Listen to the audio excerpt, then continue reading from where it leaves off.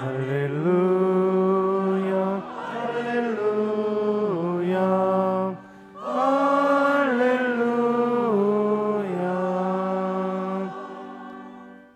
주님께서 여러분과 함께 또한 사제의 영과 함께 요한이 전한 거룩한 복음입니다. 주님 영광 받으소서. 그때 예수님께서 제자들에게 말씀하셨다. 누구든지 나를 사랑하면 내 말을 지킬 것이다. 그러면 내 아버지께서 그를 사랑하시고 우리가 그에게 가서 그와 함께 살 것이다. 그러나 나를 사랑하지 않는 사람은 내 말을 지키지 않는다. 너희가 듣는 말은 내 말이 아니라 나를 보내신 아버지의 말씀이다. 나는 너희와 함께 있는 동안에 이것들을 이야기하였다. 보호자 곧 아버지께서 내 이름으로 보내실 성령께서 너희에게 모든 것을 가르치시고 내가 너희에게 말한 모든 것을 기억하게 해주실 것이다. 나는 너희에게 평화를 남기고 간다. 내 평화를 너희에게 준다. 내가 주는 평화는 세상이 주는 평화와 같지 않다. 너희 마음이 산란해지는 일도 겁을 내는 일도 없도록 하여라. 나는 갔다가 너희에게 돌아온다고 한 내 말을 너희는 들었다. 너희가 나를 사랑한다면 내가 아버지께 가는 것을 기뻐할 것이다. 아버지께서 나보다 위대하신 분이시기 때문이다. 나는 일이 일어나기 전에 너희에게 미리 말하였다. 일이 일어날 때에 너희가 믿게 하려는 것이다.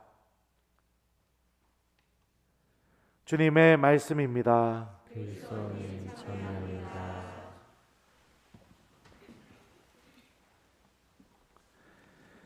오소서 성령님, 누구든지 나를 사랑하면 내 말을 지킬 것이다. 안녕하세요. 잘 지내시오? 그럼 인사 좀 해볼까? 성가대 안녕? 이쪽도 안녕? 이쪽도 안녕? 2층도 안녕? 반말해서 미안합니다. 네.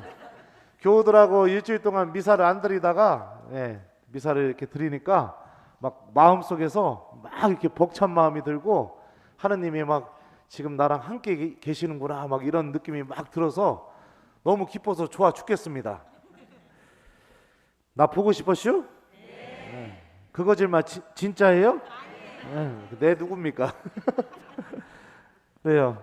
며칠 전에 제가 이 목 디스크가 좀 심해져 가지고 그 유명한 한의원 찾아가서 침을 한번 맞으러 간 적이 있었어요. 근데 그 침 놔주시는 원장님이 천주교 신자였던 것 같습니다. 제가 신부님이라고 이야기도 안 했는데 그때 이제 미사를 이제 딴 데 가서 미사를 해야 돼 가지고 신부님 노만카라를 했지만 이 카라를 이렇게 뺐죠. 빼고선 들어갔는데 저를 이렇게 진단을 하시다가 딱 보시더니 신부님 옷 입으셨네요 이러시는 거예요.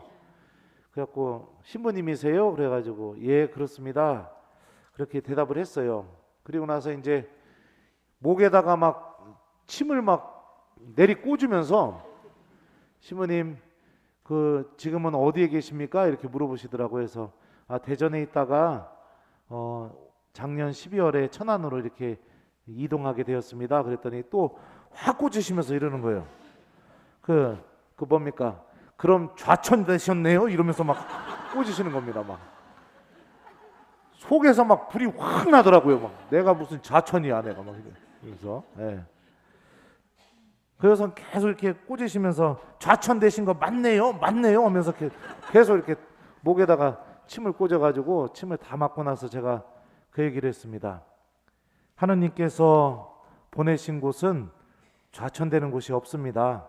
이렇게 얘기를 했더니 그분이 할 말을 잃어가지고 아무 말도 못 하시고 가만히 계시다가 저한테 그렇게 이야기하셨습니다. 신부님 진짜 착한 신부님이시네요? 그러시는 거예요. 신부님이 우리 교우들한테는 특별해 보일 거라고 생각합니다. 맞나요? 네. 특별해 보이는 이유가 뭘까요? 본당 신부님이 특별해 보입니까? 1번 특별해 보이는 이유 머리가 곱슬져서 2번 눈이 아주 매력적이어서, 3번 배가 귀여워서, 4번 하느님과 함께 있어서. 몇 번? 그렇죠.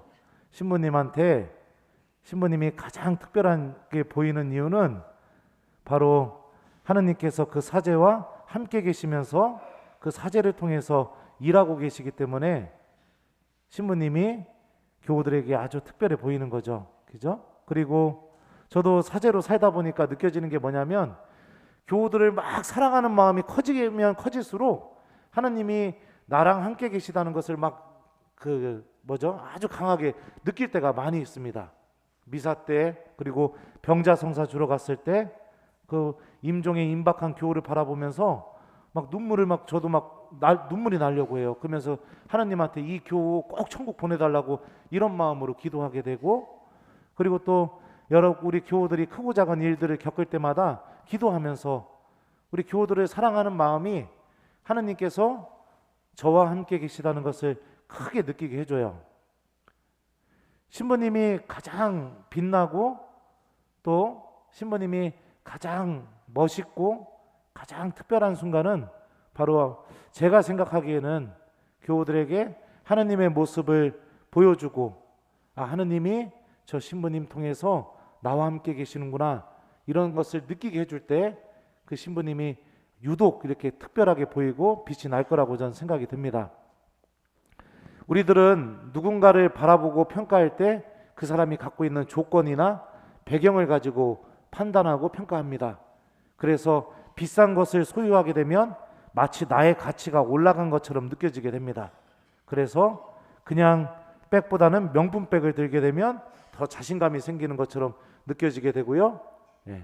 그냥 자동차보다 아주 좋은 고급 승용차를 몰게 되면 내릴 때 내가 마치 좀 다른 사람들보다 나은 사람처럼 느껴지게 되는 그런 느낌들이 분명히 있는 것 같아요. 그런데 신앙인에게 있어서 가장 빛이 나고 가장 신앙인다운 모습이 어떤 순간이냐, 바로 제가 사제의 삶에 대해서 이야기했던 것처럼 우리 교우 여러분들이 하느님을 소유하는 사람이 되게 될 때, 그럴 때 신앙인으로서 가장 빛이 나게 됩니다. 오늘 복음을 보면 예수님께서 하느님을 소유하는 방법, 그리고 하느님이 나와 함께 있게 될 때 어떤 일이 벌어지는지에 대해서 아주 명확하게 이야기를 해주십니다. 제가 한번 읽어드리겠습니다. 누구든지 나를 사랑하면 내 말을 지킬 것이다. 그러면 내 아버지께서 그를 사랑하시고 우리가 그에게 가서 그와 함께 살 것이다. 그러니까 예수님을 사랑하는 마음 때문에 예수님의 말씀을 내가 지키고 간직한다면, 여기서 예수님의 말씀이라는 것은 서로 사랑하여라 라는 이 예수님께서 주신 새 계명을 의미합니다. 그러니까 내가 예수님을 사랑하는 마음 때문에 내가 누군가를, 이웃들을 사랑하고 또 내가 교우들을 사랑하고 이런 마음을 갖게 된다면 어떤 일이 벌어지느냐? 하느님이 나와 함께 계시는 일이 나에게도 이루어지게 된다는 것입니다. 마치 제가 아까도 이야기했던 것처럼 교우들을 막 사랑하는 마음이 생기게 되면 미사 드리고 또 병자 성사 주고 고해 성사 주고 이럴 때마다 하느님이 나를 통해서 일하고 계시고 또 하느님이 나와 함께 계시는구나, 이걸 느끼는 것처럼 우리들은 서로 사랑하여라 라는 이 예수님의 계명 안에 머무름을 통해서 하느님께서 나와 함께 계시다는 것을 체험하는 사람들입니다. 미사에 열심히 나오고 기도를 열심히 하고 봉사를 열심히 해도 하느님이 나와 함께 계시다는 것을 못 느끼는 이유는 딱 한 가지입니다. 내가 사랑하는 사람이 아니라서 그렇습니다. 이웃들을 사랑할 줄 아는 방법을 잃어버렸기 때문에 그렇습니다. 사랑하는 사람이 되게 되면 어떤 일이 벌어지느냐? 두 번째 선물입니다. 성령께서 우리들과 함께 계시는 일이 벌어지게 됩니다. 보호자, 곧 아버지께서 내 이름으로 보내실 성령께서 너희에게 모든 것을 가르치시고 내가 너희에게 말한 모든 것을 기억하게 해주실 것이다. 그러니까 성령께서 나와 함께 계시면서 아주 결정적인 순간마다 하느님의 말씀이 생각나게 해주시고, 그리고 그 생각난 말씀 안에 담겨져 있는 하느님의 뜻과 신비가 무엇인지를 내가 알아듣게 해주는 그런 은총으로 우리가 인도되는 삶을 살아가게 된다는 거죠. 저는 이 신비를 굉장히 많이 체험했었어요. 굉장히 많이요. 제가 어떻게 해야 될지 모르는 순간마다 하느님의 말씀이 생각나서 그 말씀을 실천하게 되는 경우들을 많이 이렇게 체험하게 됐었는데요. 예전 본당에 있을 때 냉담자 찾기 운동을 한번 한 적이 있었어요. 그래갖고 냉담자 만나러 갔는데 예전에 계셨던 신부님 욕을 바가지로 하는 겁니다. 제 앞에서. 그래서 내가 뭐라고 얘기합니까? 그래갖고 이 양반 너무 그냥 전임인지 전전임인지 전 잘 모르겠지만 하여튼 예전 신부님한테 상처를 너무 많이 받았나, 그 신부님 욕을 너무 바가지로 하니까 내가 어떻게 해야 될지 모르겠더라고. 얼굴을 못 들이겠더라고요. 그런데 갑자기 성경 말씀이 생각나는 겁니다. 이와 같이 이 작은 이들 가운데 하나라도 잃어버리는 것은 하늘에 계신 너희 아버지의 뜻이 아니다. 그 말씀이 생각나면서 제가 어떻게든 이 교우를 붙잡아야겠구나, 이 교우를 위로해 줘야겠구나, 그 생각이 들었어요. 그래서 어떻게 한지 알아요? 무릎 꿇고 사과했습니다. 자매님 용서해 주십시오. 우리 사제들이 너무 부족합니다. 그러니까 용서해 주십시오. 제가 더 열심히 살게요. 제가 열심히 살아서 자매님 받은 상처보다 더 기쁨이 가득하게 제가 노력해 볼게요. 그러니까 사제들 용서해 주시고, 그리고 사제들을 위해서 기도해 주세요, 자매님. 그랬더니 그 자매님이 갑자기 막 신부님 욕을 하다가 제가 무릎을 꿇고 그 얘기를 하니까 깜짝 놀래가지고 아이고 신부님 일어나세요 막 이러는 겁니다. 그러더니 막 눈물을 흘리면서 성당 나갈게요. 그리고 나서 그 다음 주 교중미사 갔더니 요 가운데 요 언저리에 앉더니 저 입당할 때 손을 막 이렇게 흔드는 거예요. 자기 왔다고. 예. 그게 성령께서 이렇게 가르쳐 주시는 거예요. 교우들을 사랑하는 마음이 있으니까 하느님이 나와 함께 계시는 것처럼 느껴지게 되고, 내가 어떤 것을 무엇을 해야 될지 모를 때 성령께서 하느님 말씀이 생각나게 해서 하느님이 원하시는 것을 선택하게 만들어주고, 이런 일들이 우리 교우들 안에서도 일어나야 된다는 겁니다. 내가 사랑하기 어려운 사람이 있다 하더라도, 너무 힘든 사람이 있다 하더라도, 그래 예수님이 사랑하라고 했으니까 내가 예수님 사랑해서 저 사람 용서한다. 내가 예수님 때문에 저 사람 이해해 준다. 내가 예수님 때문에 저 사람 말 들어준다. 이런 마음으로 우리들이 신앙생활 하게 될 때 어떤 일이 벌어지냐면, 성령께서 여러분들과 함께 계시면서 여러분들이 정말로 해결하지 못하는 갈등, 너무나 힘든 어려움, 막 그래서 마음이 막 산란해지고, 예수님이 마지막에 뭐라고 하죠? 산란해지지도 말고 겁도 내지 말라고 하잖아요. 그죠? 그런 일들이 닥칠 때마다 하느님의 말씀이 여러분들 안에서 아주 필요한 말씀이 생각이 나게 될 겁니다. 오늘 일독서를 보면 사도들은요, 율법과 할례를 어떻게 해야 되는가, 이 문제를 두고 초대교회가 반으로 쫙 갈라지게 되는 위기에 봉착하게 되었습니다. 이게 우리가 글로 읽으니까 문제의 심각성을 모르겠지만, 이 문제는요, 바오로서간 읽어보면은요, 바오로가 선교 활동하는 내내 이미 결정했음에도 불구하고 계속해서 교회 안에서 엄청난 갈등으로 있었던 문제입니다. 어떻게 해결해야 될지 모르는 이 갈등 앞에서 사도들은 다음과 같이 말합니다. 성령과 우리는 다음에 몇 가지 필수 사항 외에는 여러분에게 다른 짐을 지우지 않기로 결정하였습니다. 그러니까 성령과 함께 결정했다는 겁니다. 성령과 함께 결정했다, 이 말을 하기 전에 오늘 일독서 본문에 있는 사도행전 15장을 읽어보신 분들은 아시겠지만, 야고보 사도가 어떻게 하느냐? 하느님의 말씀을 기억해내게 됩니다. 이방인들에 대해서 율법과 할례를 어떻게 할 것인가, 이 갈등 앞에서 하느님의 말씀을 기억하게 돼요. 자, 그 부분 살짝 한번 읽어드리겠습니다.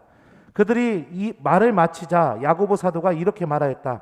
성경에 이렇게 기록되어 있습니다 하면서 성경 말씀을 기억하는 일이 벌어지게 됩니다. 그리고 나서 성령과 우리는 이렇게 결정했습니다, 이렇게 이야기해요.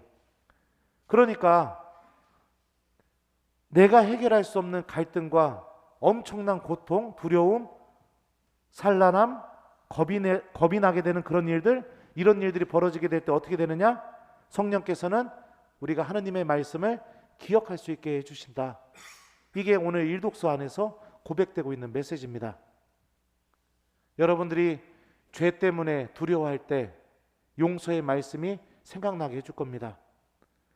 누군가를 사랑하는 게 너무 지쳐가지고 내가 힘들어지게 될 때 하느님께서 여러분들을 사랑하고 있다는 그 말씀이 여러분들 마음 안에 울려 퍼지게 될 겁니다. 내가 감당하지 못할 엄청난 어려움 앞에 있을 때 주님께서 너와 함께 계시다는 성경 말씀이 여러분들 마음 안에 조용히 울려 퍼지게 될 겁니다. 그래서 지금 나를 막 뒤흔들어 놓을 것 같은 그 일이 더 이상 나를 뒤흔들어 놓지 못하게 되는 그런 하느님께서 주시는 영적인 기쁨을 맛보게 될 거예요. 이것이 바로 예수님께서 주시는 평화입니다. 세상이 주는 평화와 다른 평화. 하느님이 나와 함께 계시면서 계속해서 내가 힘을 내고 용기 낼 수 있는 말씀을 내 안에 계속해서 이야기해 주시면서 그러면서 나의 삶이 하느님께로 계속해서 올바르게 향해서 걸어갈 수 있게 해주시는 그 놀라운 힘, 이게 바로 그래서 그 어떤 것도 나를 흔들어 놓지 못하게 되는 상태, 이게 바로 예수님께서 주시는 평화죠. 이 모든 게 서로 사랑하여라 라는 이 예수님의 계명 안에서 출발이 되게 됩니다. 그러니 교우 여러분들, 우리 서로 사랑하는 사람이 됩시다. 신부님으로 살다 보면 교우들 다 사랑할 수 있을까요? 속삭이는 교우도 있어요. 그죠? 네, 마음 아프게 하는 교우도 있고. 하지만 하느님께서 맡겨준 사람이기 때문에 주님, 저도 저 신자, 저 교우 사랑할 수 있게 도와주십시오. 이렇게 기도하면서 저도 사랑할 때가 있습니다. 그러니까 사랑하기 어렵다면, 사랑하는 게 너무 힘에 부치다면 하느님께 우리 기도하면서 사랑하는 사람이 됩시다. 하나님을 소유하는 사람이 되십시오. 그게 바로 명품 신앙인의 모습입니다. 가장 빛이 나는 사람의 모습이고, 주님께서 주시는 그 평화가 나와 함께 머물 수 있게 되는 그런 은총으로 걸어나가는 사람이 되게 될 것입니다. 주님께서 우리에게 주신 딱 한 가지 계명, 서로 사랑하여라. 이 계명 안에 담겨져 있는 놀라운 신비를 우리 같이 기억하면서 오늘 이번 한 주간 동안에는 우리가 좀 이웃들을 서로 사랑하도록 노력해보는 한 주간을 보냈으면 좋겠습니다. 가까운 내 배우자부터 시작해서 나의 가족들, 내가 일터에서 만나는 사람들, 또 성당에서 만나는 교우들, 그리고 또 마지막으로 본당 신부님까지 우리 서로 사랑하도록, 주님, 내가 이 사랑을 선택하면 하나님이 나와 함께 계시다, 우리가 이 믿음을 갖고 좀 서로 사랑하도록 노력해봤으면 좋겠어요. 성령께서도 분명히 도와주실 것입니다. 그래요, 숙제 드릴게요. 일주일 동안 우리 서로 사랑하여라 라는 이 예수님의 말씀을 가슴에 담고 우리가 가족들, 이웃들, 또 교우들 사랑하도록 노력하는 한 주간 보내는 것을 숙제로 드리겠습니다. 누구든지 나를 사랑하면 내 말을 지킬 것이다. 아멘.